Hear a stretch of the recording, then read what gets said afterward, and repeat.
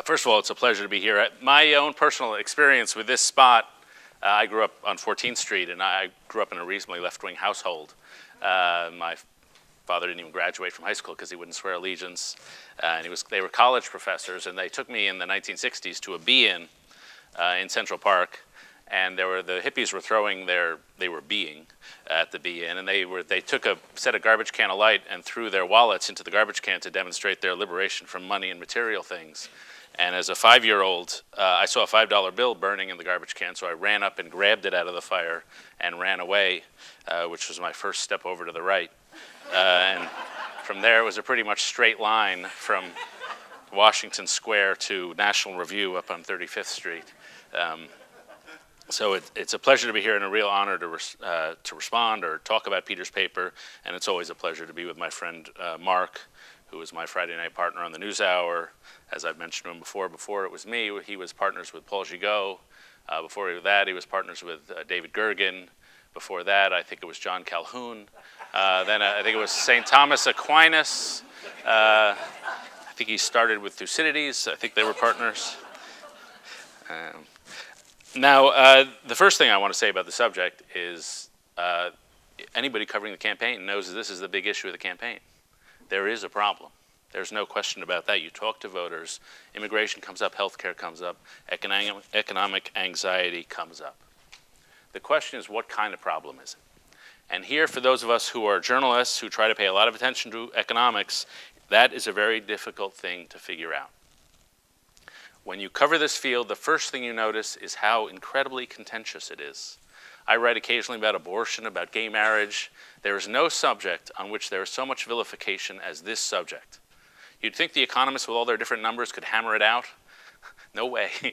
You get Brad DeLong over at Berkeley and Stephen Rose, who's a moderate Democrat here, and then some of the folks at the Wall Street Journal. They all have their own numbers, and they all hate each other. And it's just incredibly hard to figure out what's going on. You talk to Jared Bernstein, who's a very good liberal economist. He'll give you one picture. You talk to Stephen Rose, who's a moderate Democrat, an entirely different picture. Ben Bernanke, another. I happened to grab, as I was leaving home, a piece by a guy named Terry Fitzgerald, who's probably an economist at the Federal Reserve Bank of Minneapolis, who says there is no middle-class wage stagnation. It's all a question of inflation and how you count it. And so the statistics here are phenomenally frustrating for any journalist. And so I think Peter's achievement, first of all, is to produce an outstanding work of journalism, to actually get you behind the story and actually what it feels like to be in the midst of this economic stress, and also to talk about some of the numbers. And to actually talk to people who are feeling this stress is an incredibly complicated procedure.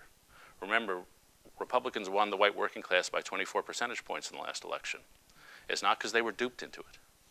There's a sense, they have a different sense of the economy and other things than many of the views that are ascribed to them, in part because a lot of the people in the white working class understand that they have more to fear economically from a divorce than from a layoff. That's a more immediate threat to a lot of people, so they actually do care about social issues. But I'm going to talk a little about it and really ask Peter to clarify and maybe disagree, frankly, with his role and his definition that we're seeing an incredibly quick rise in riskiness to the economy. And I just brought a few exhibits. Exhibit A is a study by a woman named Ann Huff Stevens at the National Bureau of Economic Research, which I happen to print out, saying that the job tenure has scarcely changed over the past 30 years. That people who retired in 1969, their average job tenure was 21.9 years. People who were retired in 2002, their average job tenure was 21.4 years. Exhibit 2 is from the Bureau of Labor Statistics, again on job tenure. It shows that over the past generation, the average men's job tenure has declined by about 0.3 years, so 4 months, which is a decline, but not what you would call a dramatic decline.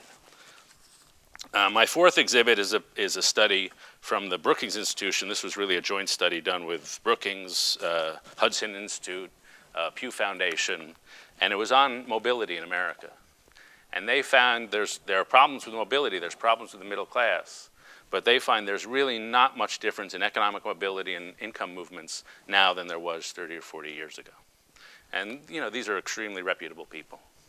Exhibit 4 is a study from the CBO. This really is, I think, taken as the major word, and I think it probably came out after Peter had finished writing the book, but it has become a big document in the field. CBO study on economic volatility, which brings me to Exhibit 5, or whatever you call it in legal terminology, which is my colleague David Leonhardt's summary of the CBO study. And David writes that this study provides the fullest picture of economic volatility anyone has yet put together. He emphasizes that the CBO emphasizes that there's a lot we don't know about the subject, but then David comes up with the bottom line. Here's what David writes. The bottom line, though, is that the picture is likely to look mixed. Volatility may or may not have increased over the last generation, but it does not appear to have changed in a fundamental way.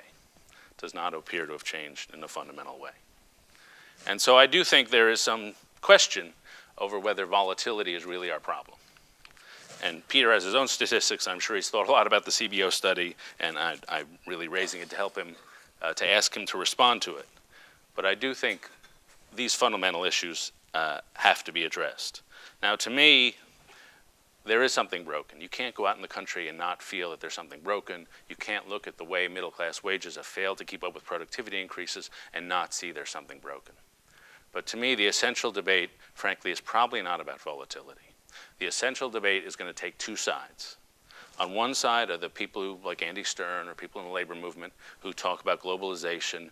The fundamental rules of the economy make it impossible for middle-class families in this developed economy to compete with people in China and India.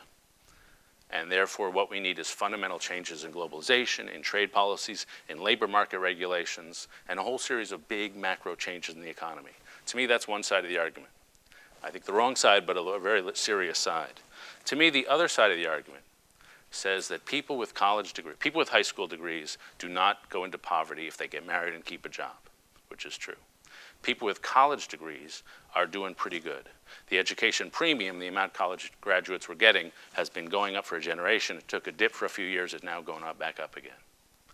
And so people who graduate from high school don't go into poverty. People who graduate from college are doing okay. And to me, therefore, that suggests a whole series of other policies, human capital policies, for the people who aren't graduating from high school and who can't complete college. The United States became the richest country in the world through the 19th century because we invested the most in human capital. We have the best educated population in the world. Right now, for the first time in American history, the cohort that's retiring is more educated than the cohort that's coming into the labor force. And so to me, that's the big problem. And that suggests an entirely different set of policies, not the macro labor trade policies, though some would be fine, but it's human capital policies to make sure we don't have high school dropout rates at 30%. And that starts with pre-K, it's just nutrition. It's going all the way up, a constant stream of human capital policies. And that's really a different diagnosis of what the problem is than I think what Peter offers. And this, just to segue into what Mark's going to talk about, the tragedy for the Republican Party is, to me, there's a big debate. Labor market policies should be changed. Human capital policies should be changed. Both sides of that debate are now in the Democratic Party. The Republican Party is really not in that debate. And that's the political catastrophe for my friends who Chuck Schumer is about to displace. So thank you.